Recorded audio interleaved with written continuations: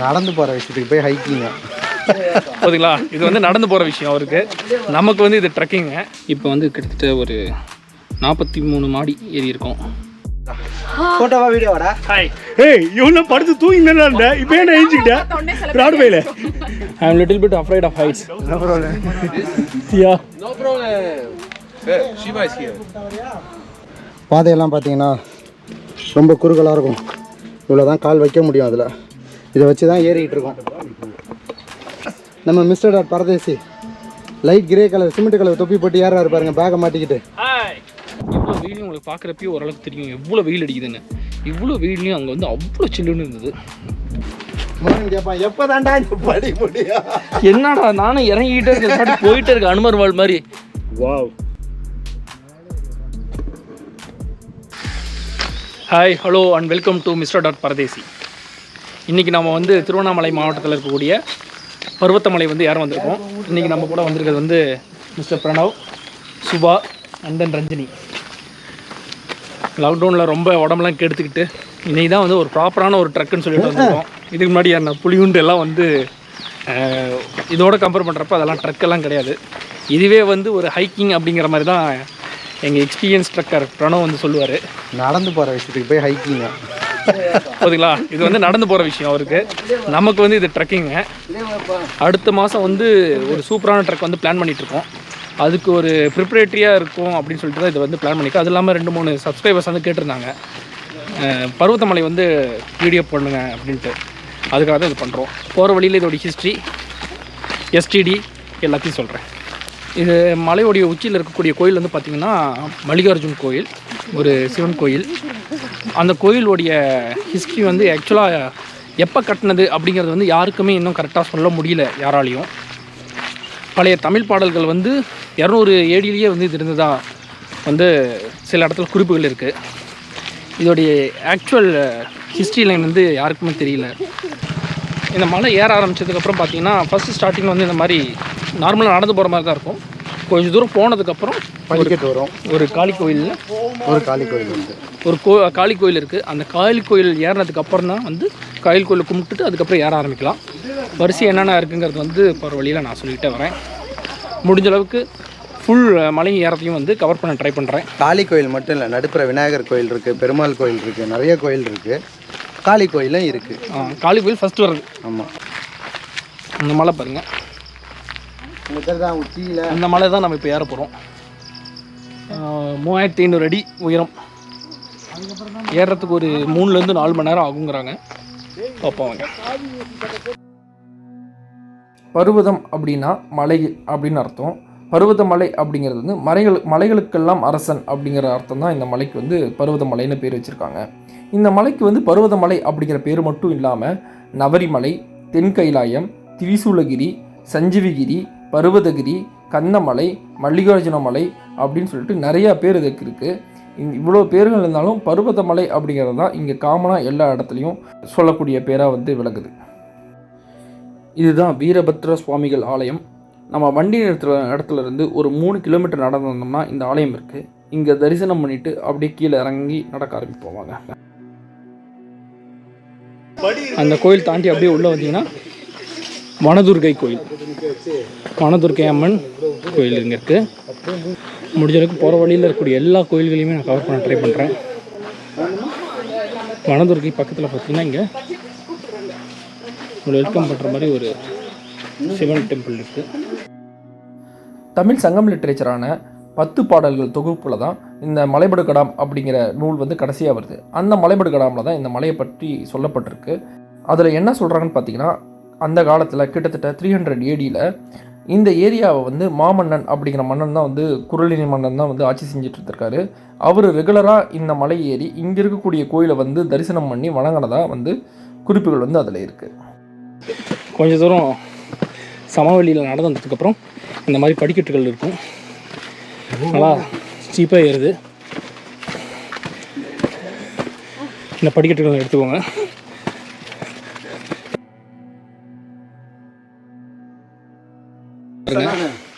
படிக்கட்டுகளில் ஏறுறப்ப எவ்வளோ அழகாக இருக்குன்னு இந்த இடம். பச்சை பசேர்னு மழை பெஞ்சு முடிஞ்சதும் மலையுடைய அடிவாரத்தில் அந்த மேகங்கள் வந்து மேலே ஏறத்துக்கு தடுமாறி கீழே இறங்கி அந்த மேகங்கள் வந்து லைட்டாக பாஸ் ஆகிட்டு இருக்கு. அப்போ இந்த பச்சைக்கு நோட்டில் நடந்து போகிறது அவ்வளோ அருமையாக இருக்குது. இந்த மலையை பார்த்திங்கன்னா மொத்தம் 2 வழியில் ஏற முடியும். இப்போ நம்ம ஏறிக்கிட்டு இருக்க இந்த பாதை வந்து முன்பாதைன்னு பேர். இதுவே இந்த மலையுடைய இன்னொரு சைடு பார்த்திங்கன்னா கடலாடி அப்படின்னு சொல்லக்கூடிய ஒரு கிராமம் இருக்குது. அந்த சைடாகவும் நம்ம மேலே ஏற முடியும். அந்த கடலாடி வழியாக ஏறினோம்னா கீழிருந்து மேலே வரைக்குமே ஃபுல்லாக காட்டுப்பாதையாக இருக்கும். மழை பெஞ்சிற டைமில் அதில் ஏறுறப்ப கொஞ்சம் வழுக்கும், கொஞ்சம் சிரமமாக இருக்கும். அதனால தான் நம்ம வந்து இன்றைக்கி இந்த முன்பாதையில் ஏற போகிறோம். இந்த முன்பாதையில் 3/4 தூரம் இந்த படிக்கட்டுகள் இருக்கும். அதுக்கப்புறம் தான் வந்து மலைப்பாதை வந்து ஆரம்பிக்கும். 2ல் எந்த பாதையில் ஏறினாலும் பாதையில் ஒரு இடத்துல ஜாயிண்ட் ஆகும். அங்கேருந்து நம்ம ஒரே பாதையில் தான் நம்ம ஏறி ஆகணும். வாங்க போகலாம். இதுதான் அகத்தியர் சித்தர் ஆலயம். அகத்தியர் தீர்த்தம் உள்ளே போகணும் இறங்கி. ஓகே கைஸ், ஒரு 1 hour வந்து கண்டினியூஸாக நடந்ததுக்கப்புறம் ஒரு 5 minutes வந்து இங்கே ரெஸ்ட் எடுத்துகிட்டு இருக்கோம். ஜஸ்ட் ஒரு சின்ன ரீக்ரூப் பண்ணிவிட்டு திரும்ப நடக்க ஆரம்பிக்கலாம். இப்போ வந்து கிட்டத்தட்ட ஒரு 43 மாடி ஏறி இருக்கோம். ஒரு 20 to 30% ஆஃப் த ட்ரக் வந்து முடிச்சிருக்கோம்னு வச்சுக்கோங்களேன். இதுக்கப்புறம் இது வரைக்கும் ஏறினது வந்து கொஞ்சம் டஃப்பாக இருக்கும். ஏன்னா படிக்கட்டுகள் வந்து ரொம்ப ஸ்டீப்பாக இருந்தது. இன்னும் கொஞ்சம் தூரம் ஏறினதுக்கப்புறம் பாதை வந்து கொஞ்சம் மாறும். அந்த பாதை மாறுறப்ப நான் காமிக்கிறேன். கீழே ஏற ஆரம்பித்ததுக்கப்புறம் நீங்கள் இது வரைக்கும் ஏற வரைக்கும் எங்கேயுமே பாதை மாறுறதுக்கோ வழி தவறி போகிறதுக்கோ வாய்ப்புகளே கிடையாது. ஏன்னா ஃபுல்லாக படிக்கட்டுகள் நல்லா நீட்டாக போட்டிருக்காங்க. ஓகே, அடுத்த ஒரு பாதை வந்து மாறுற இடத்துல திரும்ப நம்ம மீட் பண்ணுவோம். ஃபோட்டோவா வீடியோவாடா? ஹாய். ஏய், இவனை படுத்து தூங்கினா இருந்த இப்போ என்ன எழுச்சிக்கிட்டேன் ராடு பையில நாங்கள் தூக்கிக்கிட்டு வர வந்தோம் உடனே முடியலன்னாரு நண்பர். முடியலையா நண்பர் சரின்னு சொல்லிட்டு சில பேர் எழுந்திருவாங்களா. இவங்களுடைய பேக் எல்லாத்தையும் நானும் ரஜினியும் எடுத்துட்டு வந்திருக்கோம். மனுஷா ரஞ்சினி யாரை கூட்டு நாங்கள் 2 பேரும் இவங்க பேக் எல்லாம் எடுத்துக்கிட்டு மேலே ஏற போகிறோம். ரொம்ப டயர்டாக இருக்குன்னாங்க. சரி, குடு குடு குடு குடு மேலே மட்டும் ஏறிவா மச்சா இரு மச்சி, இன்னும் உங்களுக்கு தூக்கிட்டு ஏற வேண்டியது ஏறவே முடியாதுங்கிற அளவுக்கு கிடையாது. கொஞ்சம் டஃப்பாக இருக்குது. கொஞ்சம் ஸ்டாமினா மெயின்டைன் பண்ணிங்கன்னா டெய்லி ரன்னிங் பண்ணி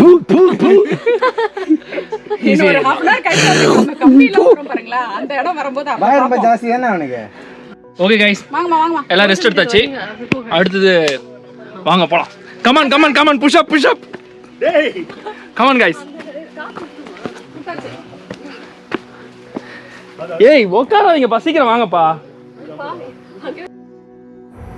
இந்த மாதிரி தாங்க நாங்கள் வீக்கெண்ட் ஆனால் மலை ஏறுறப்ப ஒருத்தர் வந்து நல்லா கிண்டல் அடிச்சுக்கிட்டு ஜாலியாக வந்து மலை ஏறுவோம். இந்த மாதிரி ஏறுறப்ப மலை ஏறுற கலப்பெல்லாம் இல்லாமல் சந்தோஷமாக ஏற முடியும். அது மட்டும் இல்லாமல் இப்போ பாருங்கள், கீழேருந்து ஒரு 10 அடி கூட ஏறி இருக்க மாட்டேன். அதுக்குள்ளே என்ன ஒரு ஏற்றம் ஏறி இருக்கும்னு. அவ்வளோ ஸ்டீப்பாக இருக்குது இந்த மலை. நீங்கள் அந்த ஏறின கடையை பார்த்தீங்கன்னா, நம்ம உட்காந்து அந்த கடையை பார்த்தீங்கன்னாவே தெரியும் ஒரு 10 அடிக்கு எவ்வளோ ஹைட்டு வந்து ஏறி இருக்கும்னு. சரி வாங்க ஏறுவோம். படிக்கட்டுகள்லாம் ஏறி வந்ததுக்கப்புறம் மலைப்பாதை கொஞ்சம் தூரம் போச்சு. அது பயங்கர ஸ்டீப்பாக இருந்தது. அது ஏறினதுக்கப்புறம் காட்டுப்பாதை, மலைப்பாதை வந்து இன்னும் ஸ்டீப்பாக வந்து போக ஆரம்பிக்குது. கொஞ்சம் டஃப்பாக தான் இருக்கும்.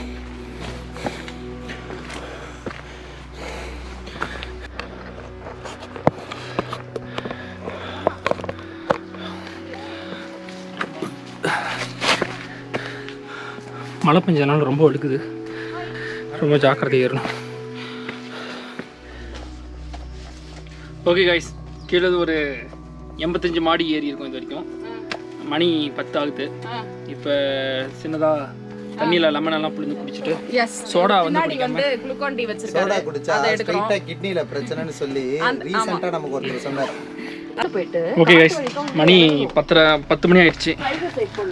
இங்கே சின்னதாக ஒரு ரெஸ்ட் எடுத்துகிட்டு திரும்ப ஏற ஆரம்பிச்சிருக்கோம். ரொம்ப டயர்டாக இருந்ததுன்னா தண்ணியில் வந்து லெமன் பிழிஞ்சி சால்ட் போட்டு குடிங்க. சோடாலாம் குடிக்காதீங்க, அது உடம்பு வந்து இன்னும் டீஹைட்ரேட் பண்ணும்.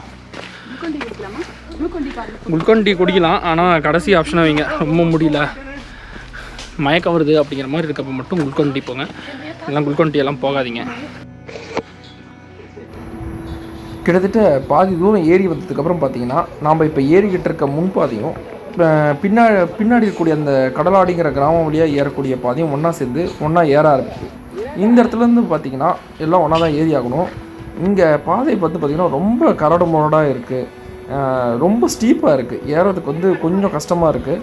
கொஞ்சம் இல்லை, ரொம்பவே கஷ்டமாக தான் இருக்குது. சரி வாங்க, கஷ்டப்பட்டால் தான் பலன் கிடைக்கும். வாங்க.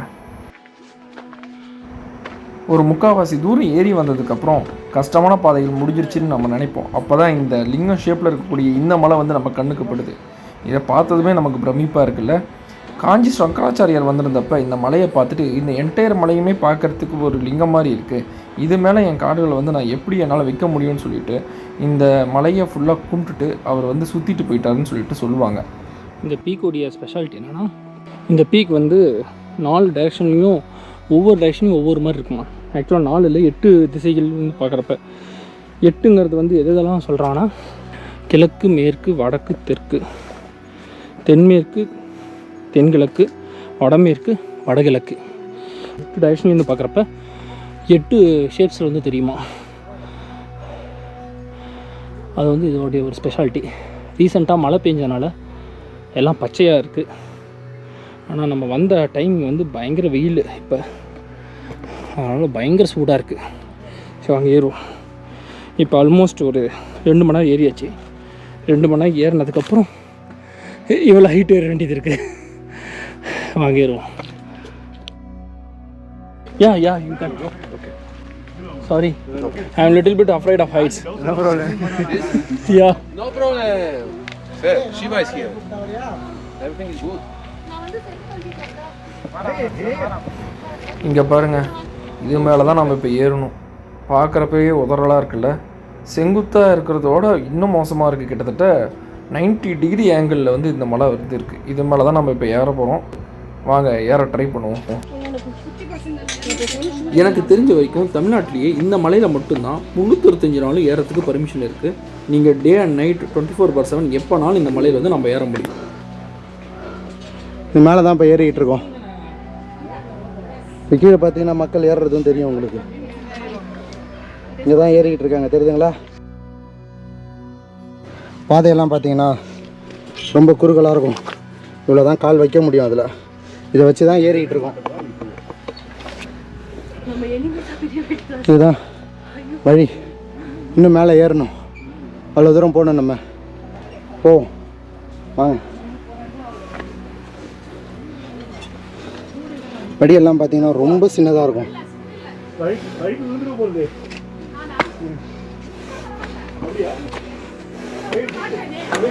இதுக்கப்புறம் பார்த்தீங்கன்னா படி வந்துடும். அப்புறம் திரும்பவும் இந்த மாதிரி கொஞ்சம் தூரம் இருக்கும். வாமா வாமா, இன்னும் கொஞ்சம் தூரம் தாம்மா.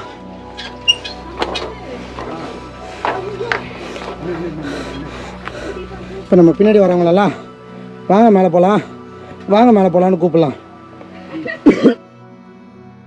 இங்கிருந்து இந்த வியூவை பாருங்கள்.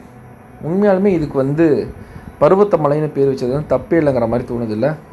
மலைகளுக்கெல்லாம் உண்மையாலுமே இது ஒரு அரசன் தான். சரி, மேற்கொண்டு ஏறுவோம் வாங்க.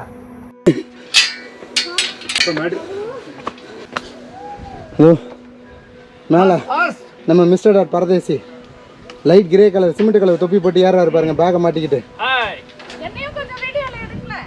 அதுக்கு கீழே நம்ம இன்டர்நேஷ்னல் ட்ரெக்கர் மிஸ் சுபா வராங்க.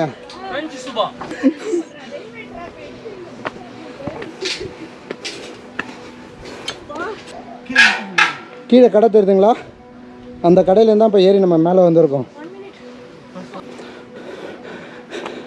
அதாங்க கோயில். அந்த கோயிலுக்கு தாங்க போகணும். அது மேலே தெரியுதுங்களா, அதான் கோயிலுடைய பக்கத்தில் இருக்கிற மண்டபம். இங்கெல்லாம் பார்த்தீங்கன்னா ஏற்கனவே ஏதோ கோட்டை மாதிரி கட்டி வச்சுருக்காங்க, மேன்மேடா. கிட்டத்தட்ட நம்ம கோயிலுக்கு வந்தாச்சுங்க. இந்த ஒரு பாறையை தாண்டிட்டோன்னா அதுக்கப்புறம் ஃபுல்லாக படி தான். படி ரொம்ப ஈஸி. இந்த ஒரு இடம் தான் எல்லோரும் பயப்படுறது. எல்லோரும் பயப்படுறதும் இந்த இடம் தான், ஏறுறதுக்கு கஷ்டப்படுறதும் இந்த இடம் தான். உயரமாக இருக்குது, உயரத்தை பார்த்து பயப்படுறவங்க நிறைய பேர் இந்த இடத்த பார்த்து கஷ்டப்படுவாங்க. கீழே பார்க்காம பாறையை மட்டும் பார்த்துக்கிட்டு மேலேயும் பார்க்காம கம்பியை பிடிச்சி ஏறிக்கிட்டே இருந்தீங்கன்னா நீங்கள் பொறுமையாக ஏறி வந்துக்கிட்டே இருக்கலாம். சரி, நம்ம பயணத்தை தொடருவோம்.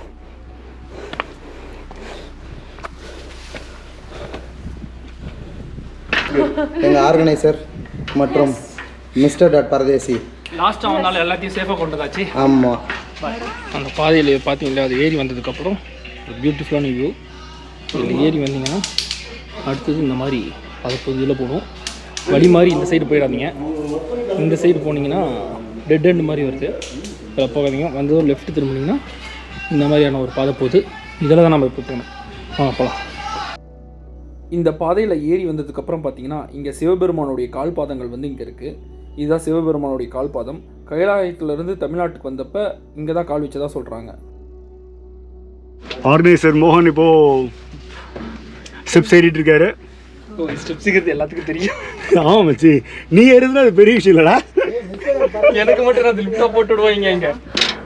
ஓகே கைஸ், மேலே ஏறி வந்ததுக்கப்புறம் நேராக போனீங்கன்னா சிவனை தரிசனம் பண்ணிவிட்டு திரும்ப ரிட்டர்ன் வரப்போ ரைட் சைடில் திரும்பினீங்கன்னா இந்த அன்னதான மடம் இருக்குது.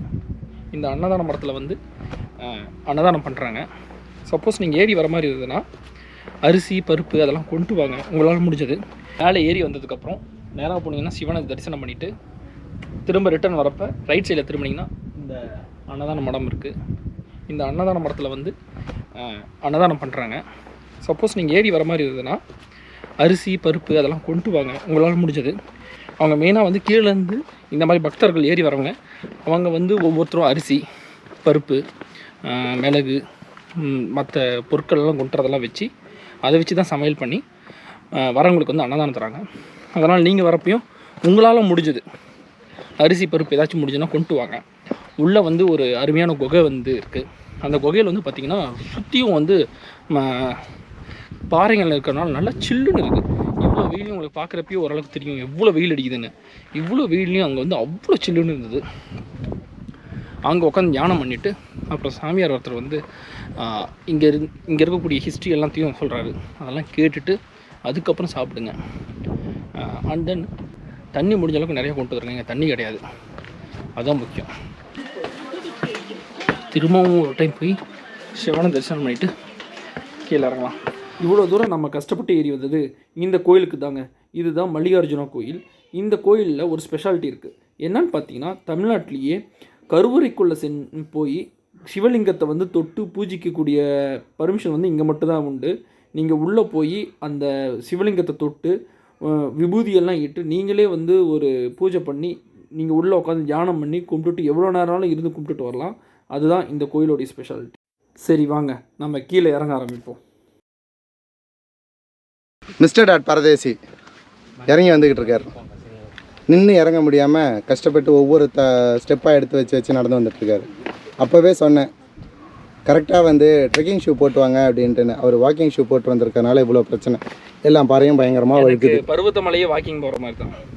ஏன்னா இவ்வளோ தூரம் இருக்குது, உங்களுக்கே தெரியும் எத்தனை படிக்கட்டுகள் இருக்குது அப்படின்னு. இது ஒன்று, அதுக்கப்புறம் ஒரு சிமெண்ட் படிக்கட்டு, அதுக்கப்புறம் ஒரு மெட்டல் படிக்கட்டு, அப்புறம் ஒரு மெட்டல் படிக்கட்டு, அதுக்கப்புறம் அப்படியே கீழே இறங்கிடும். கீழே இறங்குறதும் ஒரு மெட்டல் படிக்கட்டாக தான் இறங்கும். கேட்பான் எப்போ தாண்டா படி முடியும். என்னடா நானும் இறங்கிக்கிட்டே இருக்கேன், போயிட்டே இருக்கு அனுமர் வாழ் மாதிரி. எப்போ தான் மச்சான் அது நிற்கும்? ஓகே கைஸ், பர்வதமலையை சக்ஸஸ்ஃபுல்லாக ஏறி முடிச்சாச்சு. அடுத்து இறங்க ஆரம்பிப்போம். ஏறுறதுக்கு வந்து நம்ம நின்று ஏறினதுனால முழுசாக 3.5 மணி நேரம் ஆச்சு. இறங்குறதுக்கு எவ்வளோ நேரத்தில் இறங்க முடியுதுன்னு பார்ப்போம் வாங்க. அதான் மச்சான் அந்த கிராமம் பேர். ஓகே கைஸ், இப்போ பாதி வழி இறங்கி வந்துட்டோம். இப்போ பார்த்தீங்கன்னா நம்ம ஏறி வந்தது வந்து இந்தாண்ட ஏறி வந்தது, அது வந்து முன்வழி. அதில் தான் நம்ம ஏறி வந்தோம். இப்போ இந்த இடத்துல வந்து பார்த்தீங்கன்னா இறங்குறப்ப கடலாடி வந்து இந்தாண்ட போகுது. கடலாடிங்கிறது வந்து ஒரு கிராமம். எந்த ஊர் பாஷை அது? அந்த கிராமத்துக்கு வந்து கிராம வழியாகவும் நம்ம போக முடியும். ஏறி வந்தது வந்து நம்ம இந்த சைட் காமிச்சதுனால இப்போ இறங்குறது வந்து ஃபுல்லாக இதில் காமிப்போம் நம்ம. சரிங்களா? ஓகே கைஸ், பர்வதமலையை நம்ம சக்ஸஸ்ஃபுல்லாக இறங்கியாச்சு. நான் டோட்டலாக நம்ம கீழே இறங்குறதுக்கு 1.25 மணி நேரம் ஆச்சு.